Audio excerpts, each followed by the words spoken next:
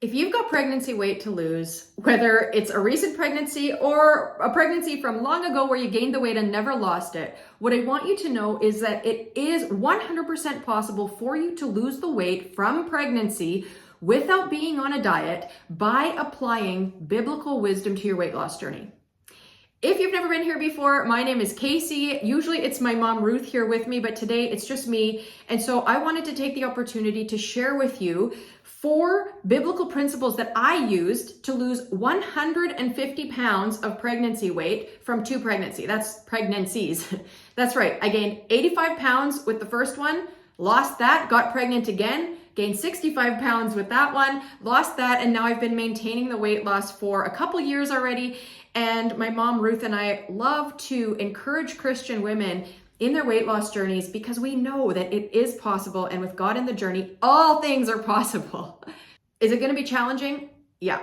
Is it possible? Yeah.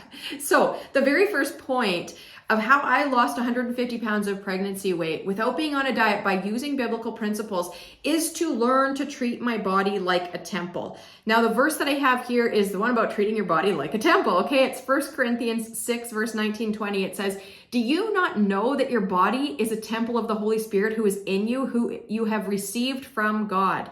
You are not your own. You were bought at a price. Therefore, honor God with your body." So what does that mean when we think about weight loss? Well, what it means to me and what it meant to me during my weight loss periods and now in maintenance mode is to learn that food is fuel for our bodies, right? At the heart of it, at the very root, at the base of what food is for us, it is fuel, it is energy for our bodies. And I think many of us have lost sight of the fact that food, simply stated, is fuel, right? We have attached all of these other things, all these other emotions, all these other concepts, all these other things to food, right? And it's good to enjoy our food. We want to love what we're eating, but we also don't want food to be our source of joy and comfort and security and peace and happiness, right? That's not what food was ever meant to be. Food was meant to be fuel for our bodies. That's what it is. And so when we think about looking at our bodies as temples of the Holy Spirit and what that means in terms of what we eat, well, think about what you're choosing to eat. Is it fueling your body well, or is it actually not fueling your body well, right? There's different grades of fuel. When you go to the gas station, we love the analogy of a vehicle because when you go to the gas station, if you put diesel in a gasoline engine, that car's going to blow up. If you tried to plug in a gas-powered car with an electric charge for an electric vehicle, it's not going to work. It's not going to run. If you tried to put gas into an electric vehicle, I don't even know where you'd put it, right? It doesn't work. We have to use the right fuel source to give the vehicle energy. We have to use good, healthy food sources to fuel our bodies well. And that means we've got to cut out the processed junk that many of us are using day in, day out at every meal to eat. It's not healthy for our bodies. Food can either harm or help our bodies. And all that processed junk, all those chemicals that are being put into our foods these days, they are causing a lot of problems for us health-wise, for us weight-wise. They're addictive, right? All those chemicals, we often talk about maltodextrin. It's been proven to cause your cravings for more. The food has been so modified that it's not even distinguishable what the food is made from, right? If you think about a bag of Doritos or Cheezies, do you even know what food that's made from? Probably not. And so that tells you how processed the foods that we're consuming are. And, that's not to say you're never going to eat those things again, because we don't believe that. We teach everything in moderation. And I'm going to talk more about that in one of my next points. But you can't be eating that crap all day, every day, and expect your body to feel well. We can't put junk into our bodies and expect to feel healthy in our minds, bodies, or our souls. What does healthy food mean to you? To me, it means real whole foods like fruits, like vegetables, like good grains that are complex carbohydrates, not all these simple carbs like donuts and chips and cookies. And we've got to get back to eating real foods. So the second point that I have, biblical principles to apply to your weight loss journey that I used on my weight loss journey to lose 150 pounds, is to put food in its rightful place in your life. Now, this kind of goes along with point number one, but point number one is more about looking at food as fuel. So if you start to think about the food that you are consuming and asking yourself, is this food fueling my body well? Like if you need a snack in the afternoon and you take out a chocolate bar or you take out an apple, which food is going to fuel your body better, right? Obviously the apple, we know that. So we got to start choosing the foods that fuel our bodies better. The second point is more about like creating idols in our lives, right? The verse that I have for this is from Exodus 20, verse 4, from the 10 Commandments, right? You shall not make for yourself an image in the form of anything in heaven above or on the earth beneath or in the waters below. The New Living Translation, that was the New International Version. The New Living Translation says, you must not make for yourself an idol of any kind or any image of anything in the heavens or on the earth or in the sea. And so I think for many of us, if we actually break it down, food has become an idol in our life. Like we've placed it above God. And I think with food, somehow we don't think of it like that because we have to eat. And so that's what's tricky about it. But you've got to start asking yourself, and I had to ask myself, like, what has food become in my life? Has food become my end all be all? Has food become every source of happiness that I have, all of my joy, all of my security, all of my everything, to the point where I'm going to food rather than God? Because if that's the truth, then food has become an idol in your life.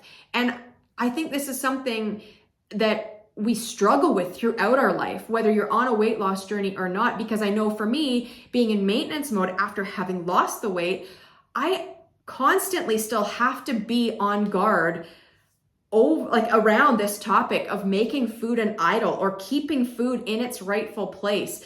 Because if I'm turning to food for every emotion that I have, instead of turning to God, then I have created an idol out of food. And so we have to learn how to surrender our weight loss journey to God, how to ask ourselves, does this decision to eat this honor God? Because there's another verse that talks about how whatever you do, whatever you eat or you drink, do it all to the honor and glory of God. So is choosing to eat the thing, is that to the honor and glory of God? Or is that me making food into an idol in my life? That one is one that's going to take some getting your head around, right? I think it's a really important question to ask yourself though, if you have made food into an idol. And you know what? I think all of us have at some point. And so we are told in the 10 Commandments, do not make for yourselves an idol in the form of anything, not even food. And so because food is something that we have to eat, right? And we want to enjoy what we eat. I'm not saying that we don't want to enjoy it. We want to enjoy what we eat. Jesus enjoyed what he ate, right? Jesus ate at the celebrations. We want to enjoy what we have, but we have to be careful that we're not putting it above God, that we're not making it into an idol. And so I think that's something you're going to have to do some soul searching, some praying, and some surrendering. So I hope that one gives you a bit of stuff to think about. The third biblical principle that I used was to listen to my body, okay?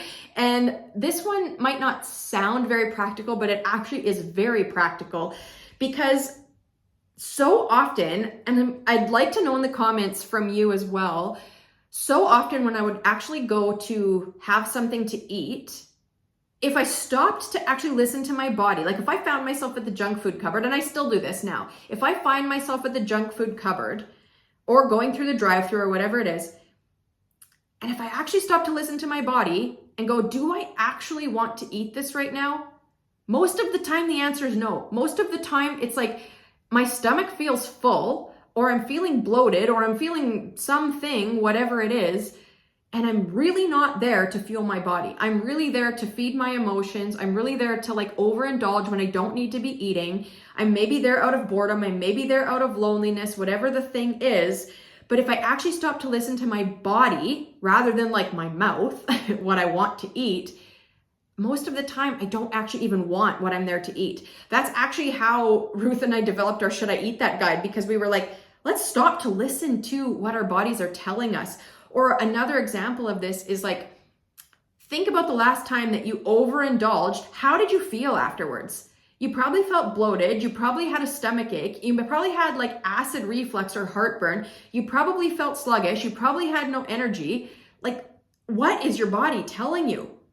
You think your body there is trying to tell you that that food did not make your body feel very good, or the amount of food that you consumed did not make your body feel very good. We've got to start listening to what our bodies are actually telling us, because if we stop to listen, our bodies tell us a lot of things. But so many of us are so used to feeling so bad from what we're eating and the amount that we're eating that that's just become our normal, right? It's become normal for us to constantly feel bloated and undo our pants. It's become normal for us to take Tums or like antacids every night because of the heartburn. It's become normal for us to feel sluggish and have no energy. But those things don't have to be our normal, okay? Like, if you start fueling your body well, start cutting out a lot of that processed junk, you are going to be amazed at how much better your body actually feels. So start listening to it. And the verse that I have for this, everything is permissible, but not everything is beneficial, right? It's 1 Corinthians 10, verse 23. And the version I've got here says, I have the right to do anything, you say, but not everything is beneficial. I have the right to do anything, but not everything is constructive. No one should seek their own good, but the good of others. And so if you think about that, like, can you choose to eat too much chocolate cake? Can you choose to go back for a second and third helping and overdo it? Can you choose to have whatever the thing is? Yeah, you can. Everything is permissible, but not everything is beneficial. Right? And I like to think about that one in terms of like going back for seconds and thirds and overeating, because like you can choose that. Is it beneficial for your body? No, it's not. Because if we go back to the first point, thinking about food as fuel for our bodies, well, you don't want to overfill your body, right? We don't overfill our car at the gas station. Like, we don't keep pumping the gas after the tank is full and waste. Like, that's crazy, right? We would never do that. When we've got gasoline spilling out and we're wasting our money, we'd be like disgusted at the thought of doing that. And our bodies are like that too. We don't need to overfill our bodies, right? And so if you start thinking about your body like that luxury vehicle that it is and fueling it well with good, healthy food in the right amount, we also don't want to starve our bodies, right? We want to give it good nutrition so it can function well like God intended it to. And so then that brings us to this whole idea of like listening to your body. Everything is permissible, but not everything is beneficial. And start asking yourself that, looking at food as fuel, is this beneficial to fuel my body with this or in this amount or with this thing? The fourth and final point that I have for how I lost 150 pounds of pregnancy weight using biblical principles is eating all foods in moderation. Now, if you've been around for any length of time, you probably know our story. Ruth and I, we developed our 10-day WeighDown plan for me after my first pregnancy because I knew that I needed to lose the weight. I was desperate to lose the weight. I was tired of not feeling good, of being sore, having sore joints. My feet always hurt. I could barely get up off the floor to play with my daughter, and I just didn't want to live like that anymore. But I also knew that I didn't want to go on another crazy, horrible fad diet that was just going to help me lose the weight and then gain it all back plus some extra, which I had done way too many times in the past, let me tell you.